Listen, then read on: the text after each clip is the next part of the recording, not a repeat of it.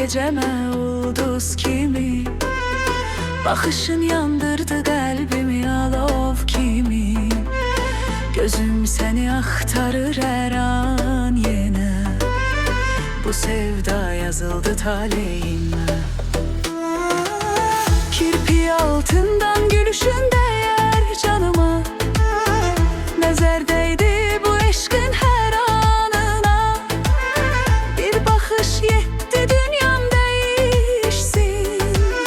Gözlerim doldu yüreğim sevinsin. Gözlerinde itirem tapa bilmirem. Gözyaşı yok bu sevda gülüştür yine.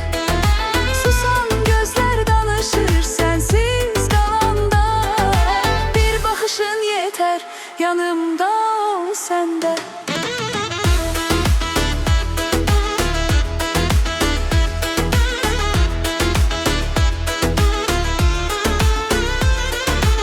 Seherler adınla açılır günüm. Gözüm seni görmese daralar gönlüm. Bakışın yol gösterir karanlığa.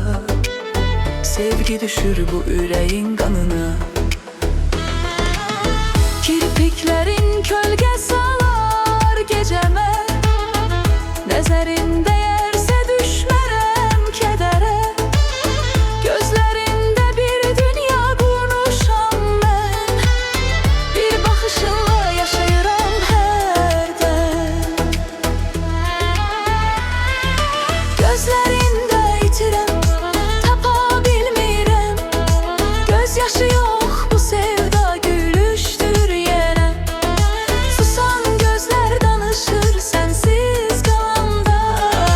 Bir bakışın yeter yanımda ol sende.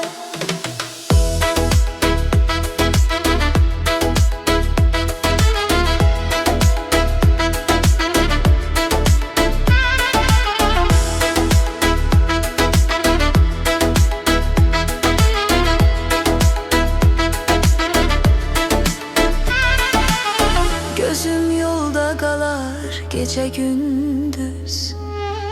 Bakışın çağırar məni sessiz sözsüz. Gözlerim doldu sevinçten bu defa. Eşk oynayır yüreğimde bir hevesle. Gözlerin benim en güzel taleyim. Bakışınla yazıldı bu sevgim. Kirpik nezer bir bakış yeter. Bu sevda gözlerinde ebediyet tapar.